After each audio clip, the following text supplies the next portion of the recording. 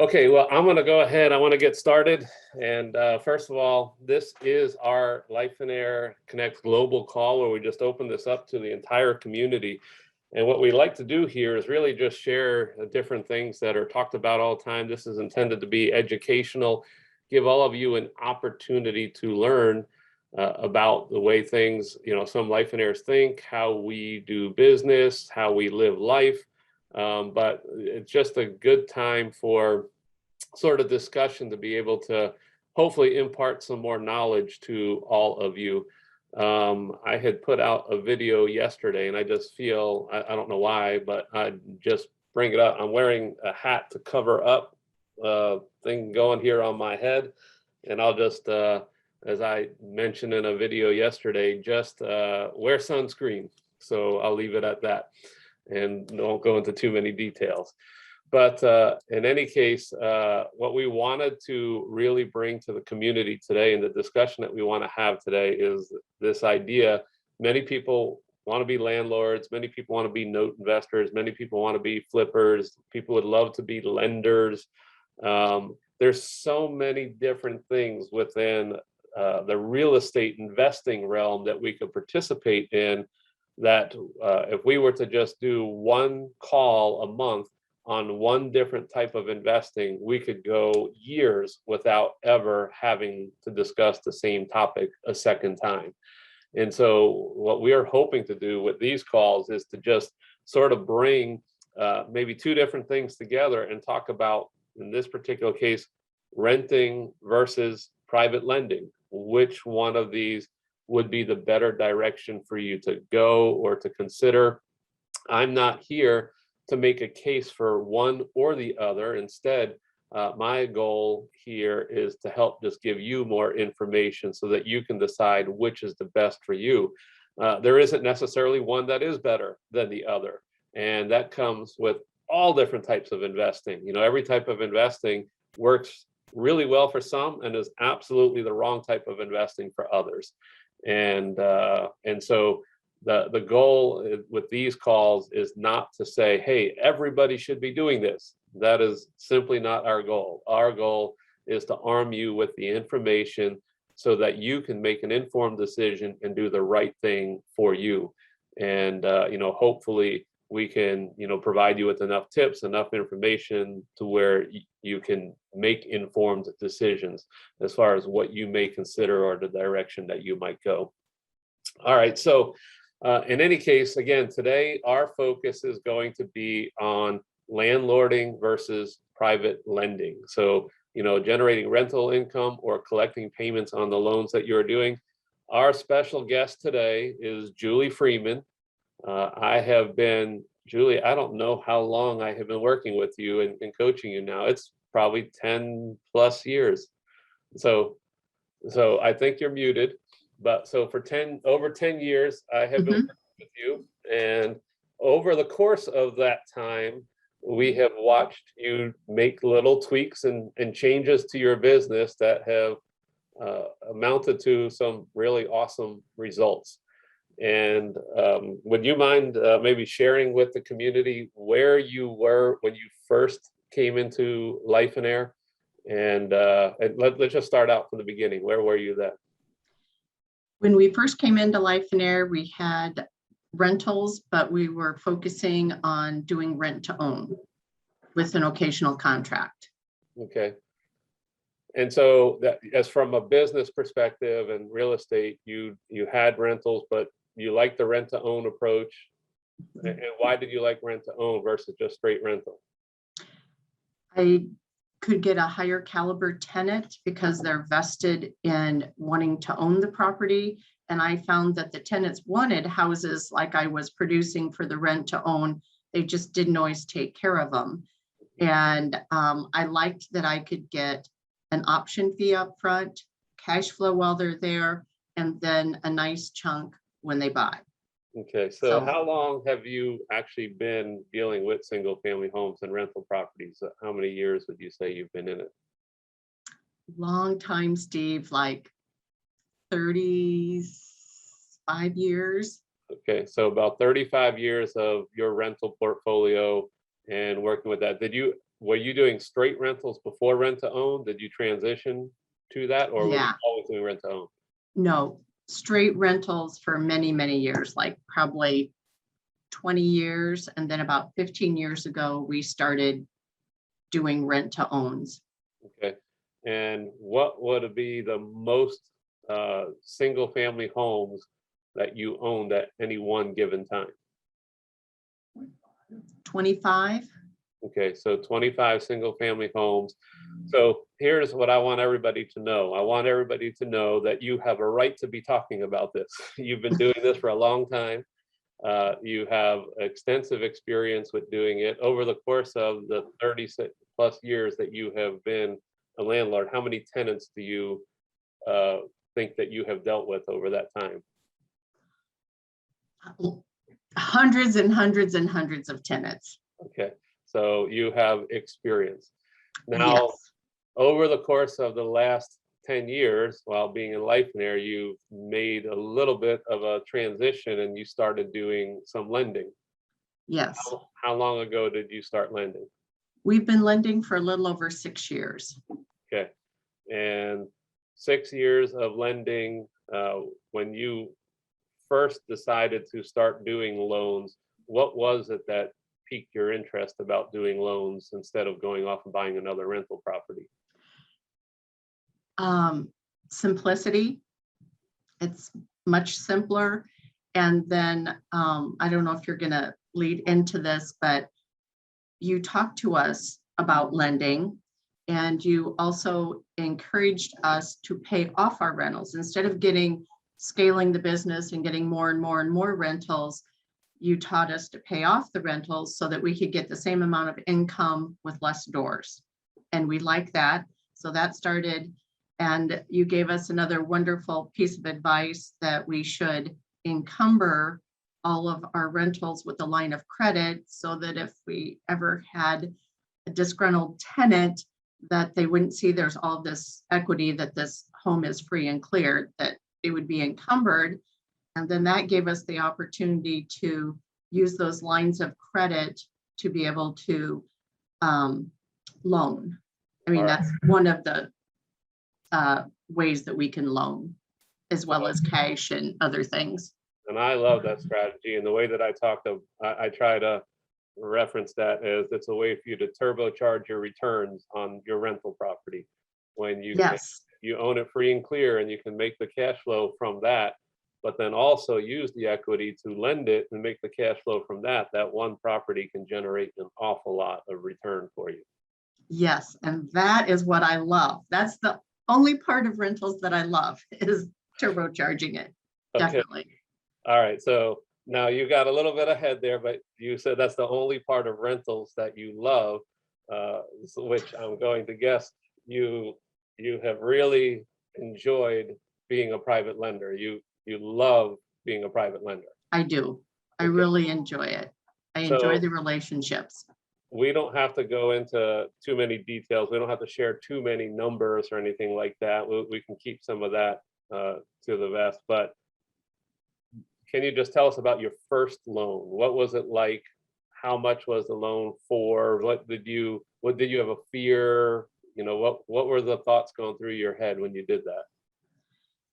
Boy, back to my first loan. I think my first loan was to a fellow Lifeonaire in our mastermind.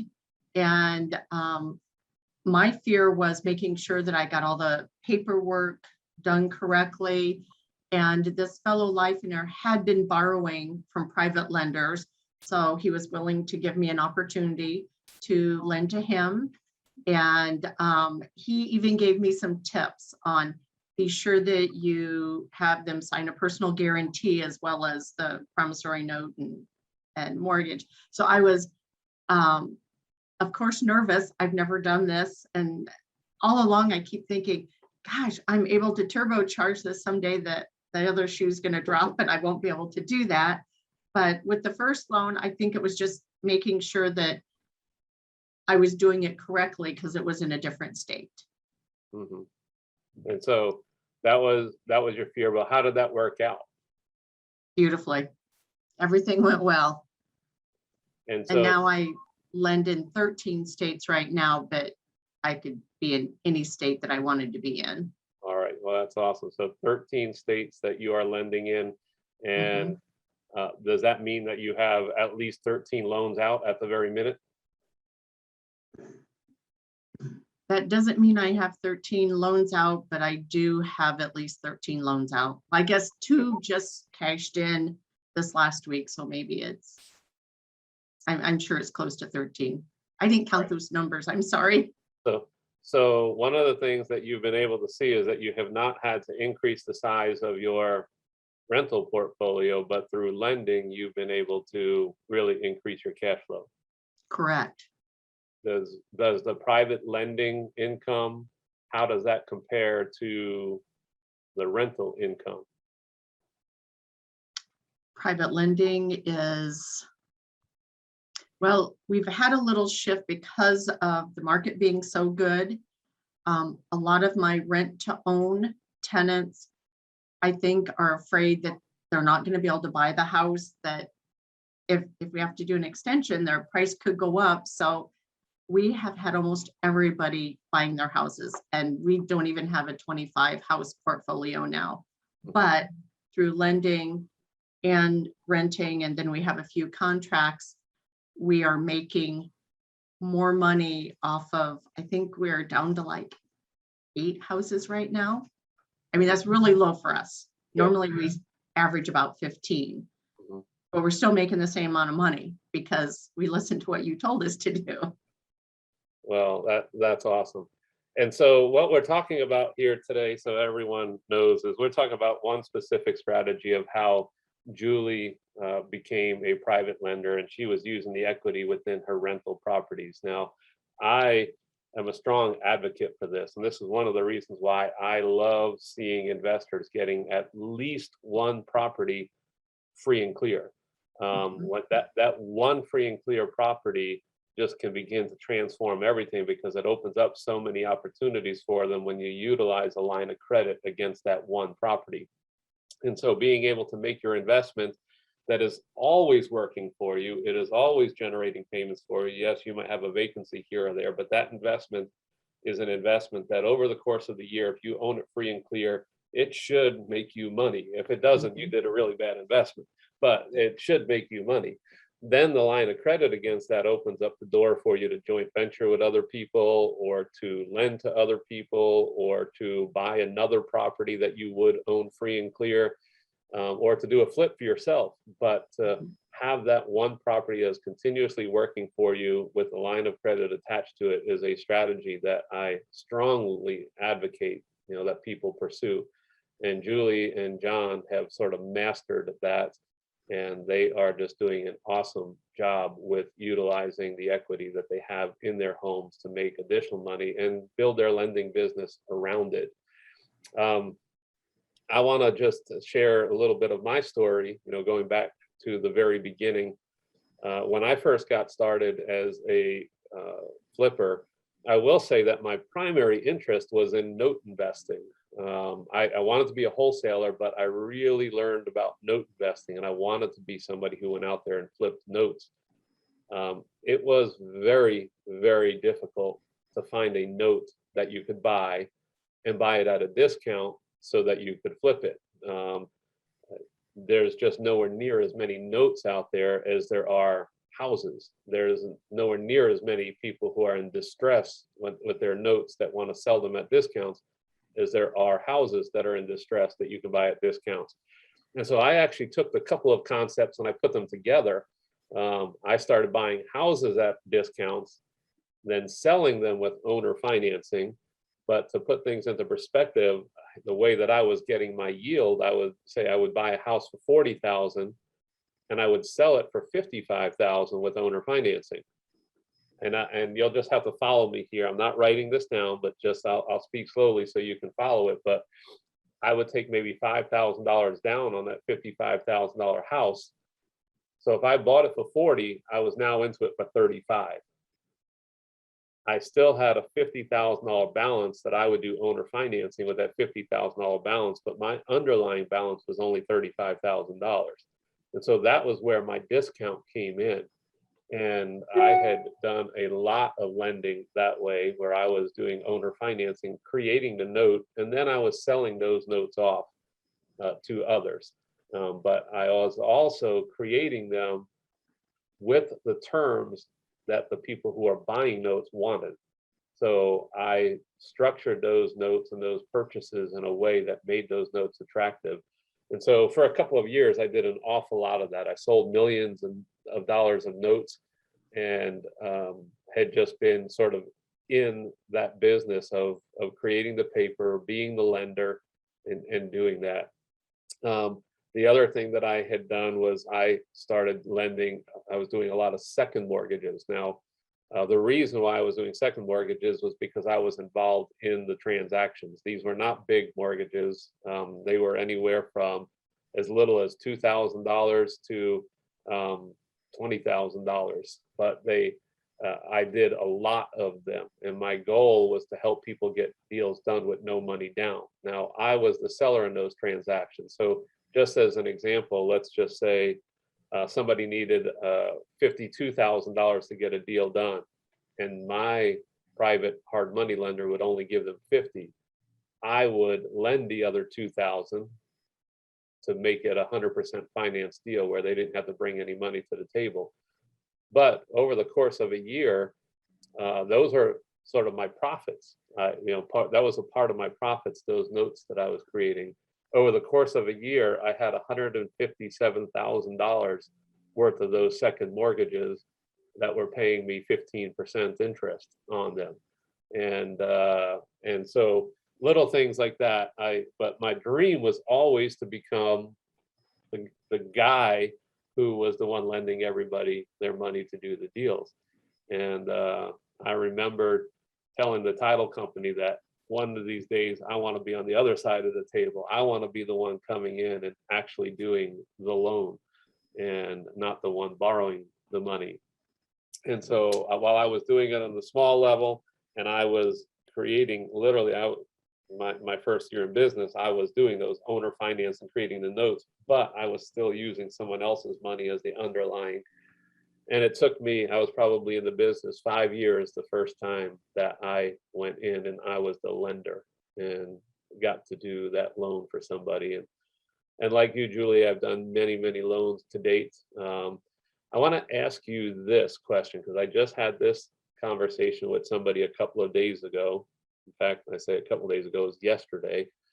An investor who's a very active investor, and myself being an active investor, and you're an active investor. Did you ever struggle with thinking, I don't want to put all of my money out there in loans because I might need it for my own deals, or I might need it for my own transactions? Did you ever wrestle with that? I did, and I guess we've never discussed this, is how we do our loans, is we paid off our house. So our personal residence, if I'm going to go out and buy a probate property, I will pay for it with cash off of the line of credit that's on our personal house. And then I can go decide, am I going to just go ahead and pay it off completely? So that's kind of I hold that line of credit aside just for my personal use. All right, so you have reserved part of your funds. And so this is one of the things I love whenever I coach people. We talk about it from a Lifeonaire perspective, that you have different buckets. And this bucket is specifically for my flips or for purchasing properties. Mm-hmm. This bucket is specifically for lending. And Mm-hmm. so you have done a good job of keeping those separate.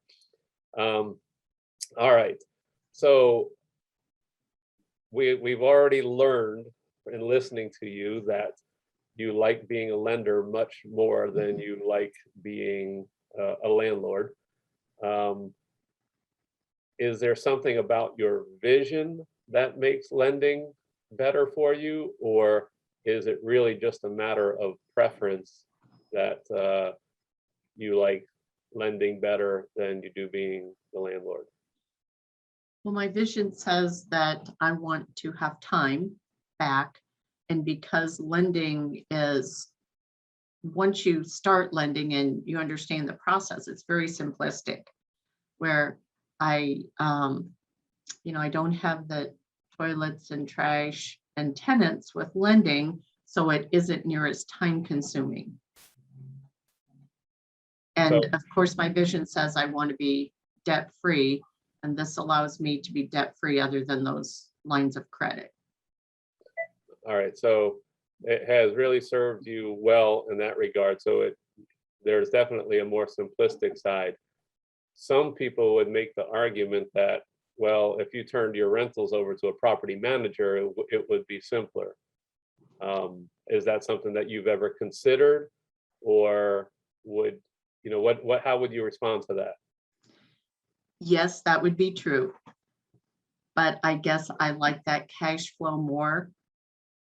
The majority of the time, most of my tenants are very good. It's not a problem. Like with this derecho that we just had, there was no way a property manager was going to take care of that. Mm-hmm. You were going to be involved anyway, even if there wasn't a manager. Right. And a lot of my tenants are just straight tenants, not to rent to own. They are long-term tenants, so I know them well, and that's why we renew their leases, because we just have a great relationship. They pay on time. That'd be 90% of my tenants. Okay.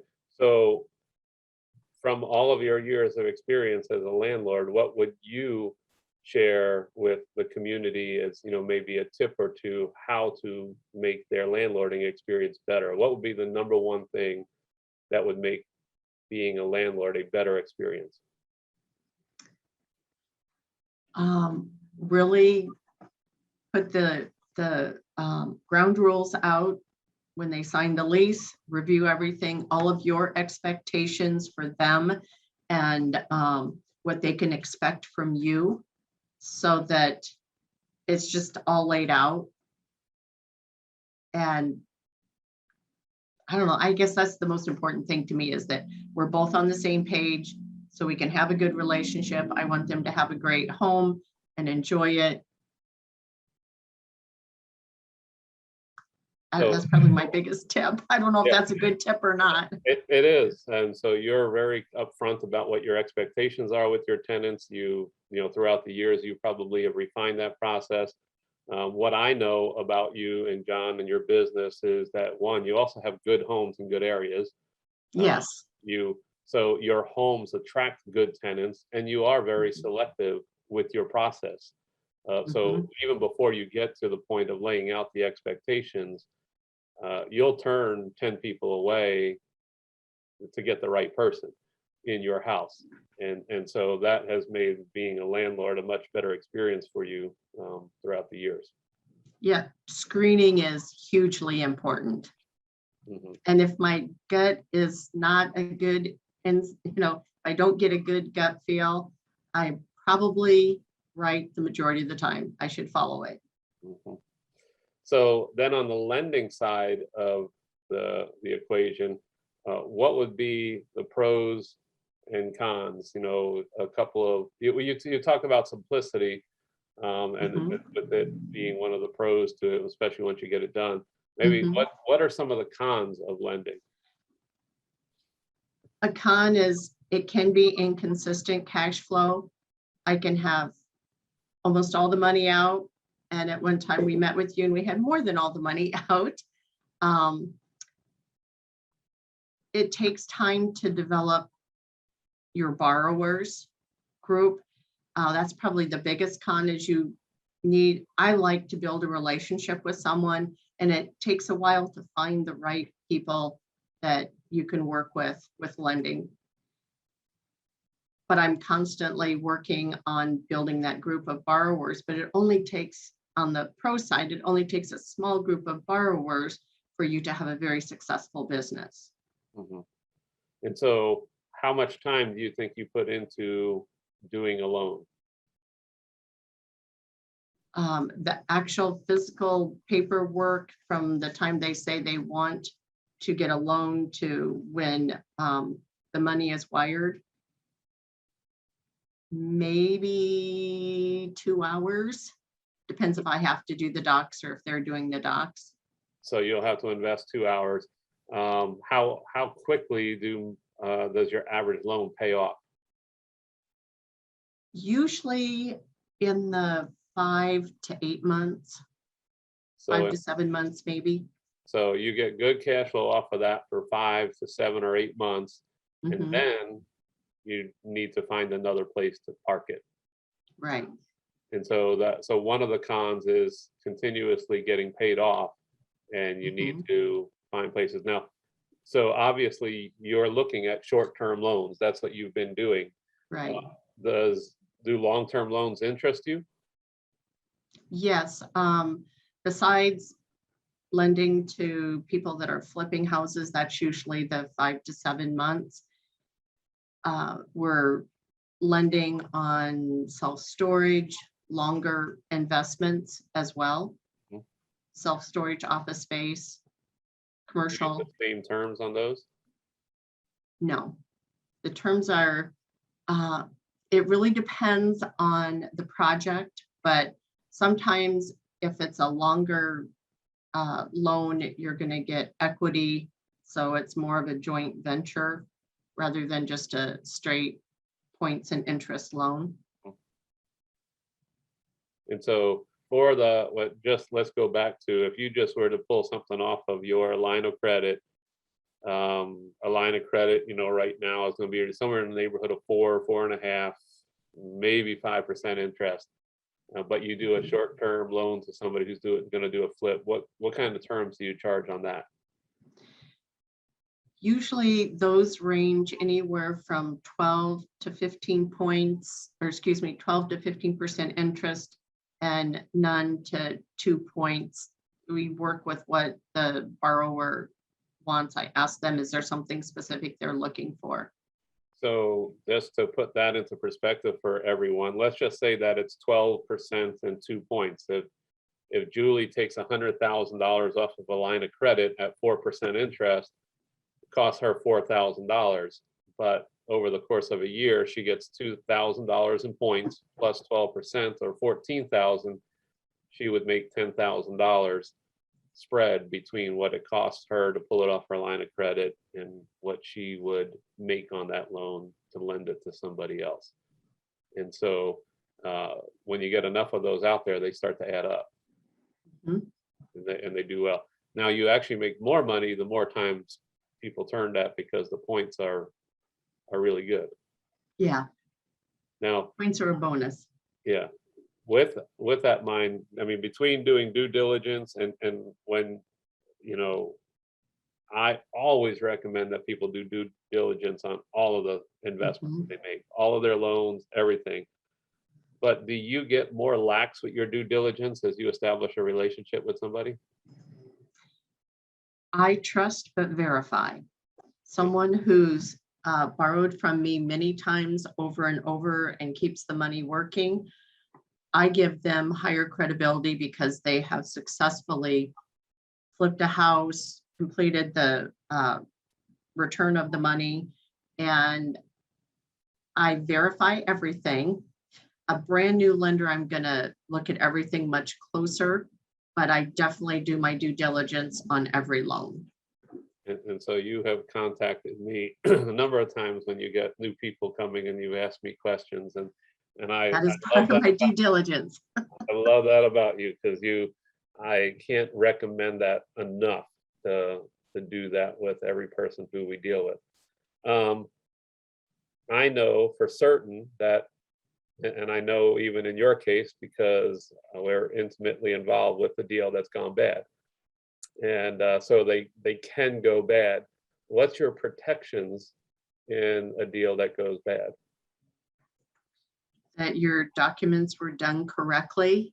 So if you have to take back a house, you've got everything done correctly. You didn't go on LegalZoom and get your documents. And so docs are done correct, but also the LTV. Yes, you want to make sure that there's a good loan to value. And so I will just put some numbers out there. Your total investment, as I'm just guessing right now into this one deal, we're not considering your interest or anything like that, is maybe 195 to 200,000 into this one right now. But ultimately, it's a house that's in a market that would sell for 270 to 300 range. And so with that in mind, the protection is there that your principal and everything should be well preserved. And that is one of the keys to anybody who may be listening to this who doesn't know. I've always said that when you do things right, your worst case scenario is that you get paid on time. And if you're lending at the right levels, the deal should work out for you, whether the person pays or not. If you find that you're lending so much or going too high with your loans, then you can really put yourself into a position where you can lose. And so the LTV is extremely important when you're participating in a loan like this. And I think, Julie, that some of that money that I even mentioned, the actual loan is, the principal on the loan is only around 175, but you've paid contractors, you have to pay legal fees. But so to put things into perspective for everyone, she's out about 175 on a home, let's just say 275 on the back end. There's enough in there to cover the other fees and everything else. But we'd rather see people pay on time than have to go through all of this. And I'm in it with Julie, so I understand it. I know it. I know that situation well.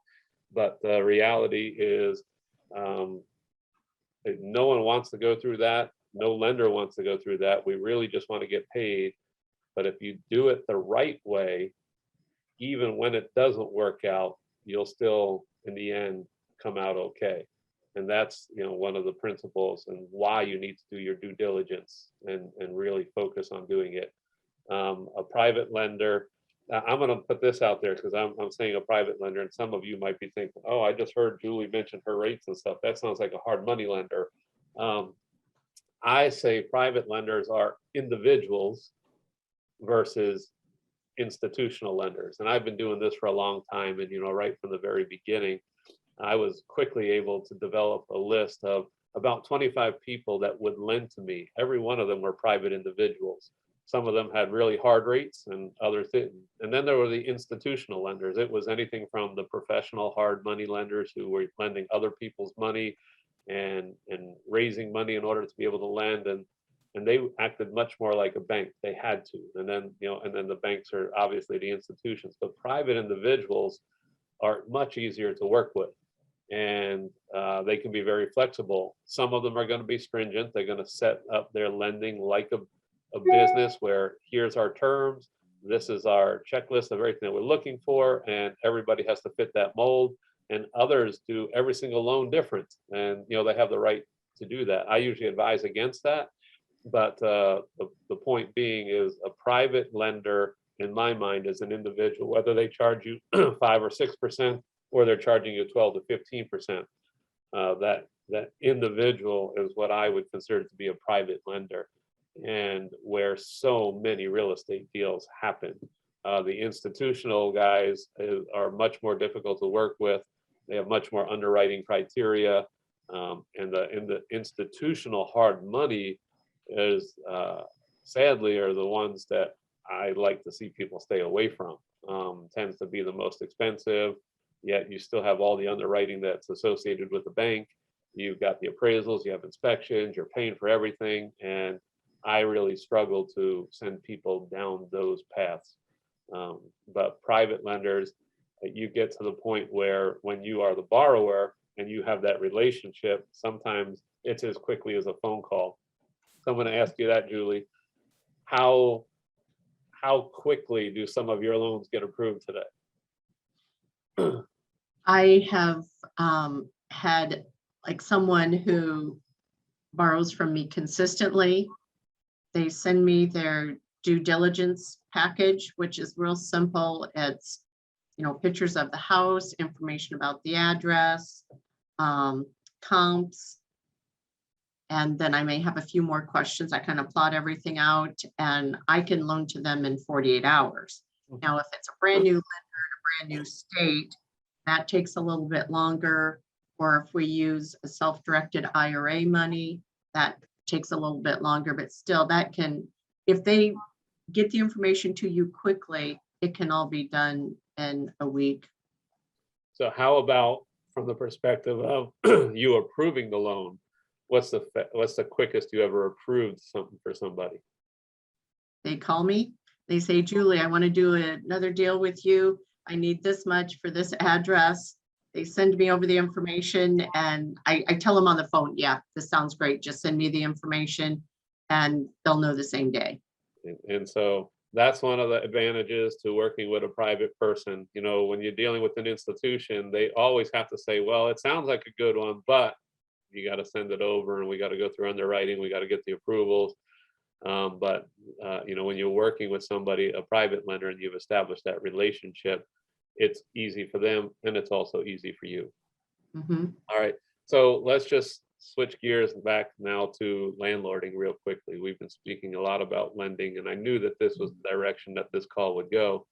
But some other advantages to to being a landlord versus being a lender. What are some of the benefits of landlording versus lending?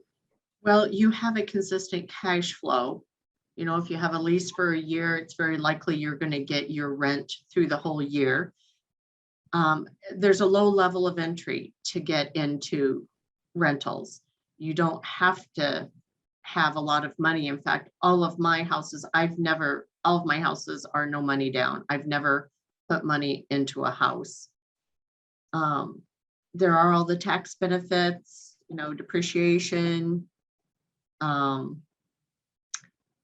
You have definitely more deductible expenses when because I renovate every house before I put someone in it.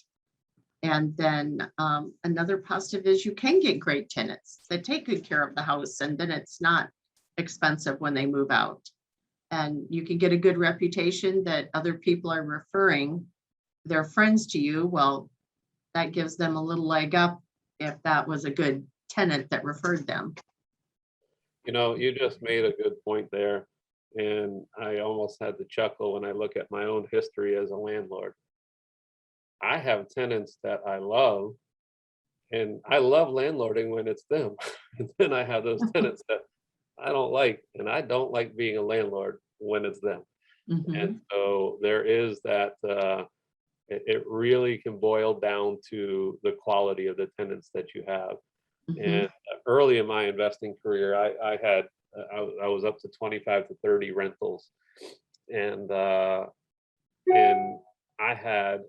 I despised being a landlord.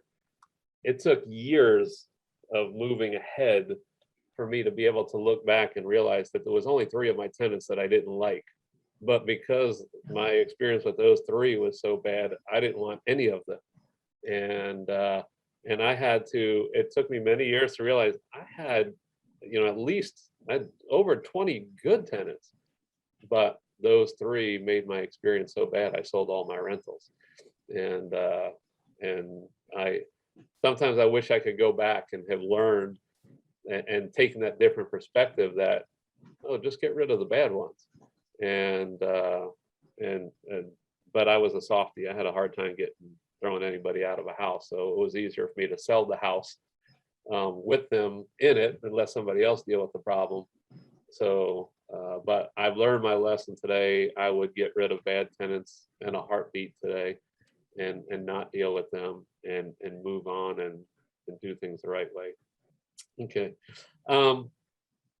Julie, any final thoughts or anything else that you'd want to share with anyone? I was going to say another thing that helps protect you if you are looking at the lending side is if you are going to give someone the principal of the loan and then rehab money, that you don't just give them all the rehab money, that you send it out in draws. Now, as lenders that I've worked with for years, I would maybe give them all the money, but anyone that's new or that I don't know well, I don't have a lot of history with, I do give the money in draws. I have them send me pictures because they're in other states. I don't fly out to look at the house, but show me the pictures and a scope of work of this is what I'm going to do. And when I've got this much done, I want this much of a draw of that rehab money. And that has worked really well. Awesome. All right, well, we're going to go ahead and get this call wrapped up. Julie, thank you so much for being here today and sharing your experiences. I've watched it. I love where you have come and how far you have come with it. And I know how you love that side of the business today. And I just want to encourage everyone who is here. There was probably a day when Julie never thought she could be a lender. There was a day when I never thought I would be, have that kind of money to be able to lend. And if you make it a goal, it's something that can be done. And I would highly, highly encourage using the idea of a free and clear property to get your lending business up and running. And if that's something that you ever want to discuss further, I would encourage you to go into the Lifeonaire app within the community, put some of those questions out there, and we can talk about how to make that happen and how to quickly make that happen. And it doesn't have to take as long. If I knew the things that I know today back when I first got started, I probably would have been a lender, 3 to 4 years into the business with a primary focus on lending, and would have been able to pull that off knowing what I know today. So anyway, everyone, thank you. Thanks again, Julie. Have a blessed day, and love to see you guys all inside of the app asking questions and continuing the discussion. Have a blessed day. Take care. Thank you, Steve, for the privilege. Thank you.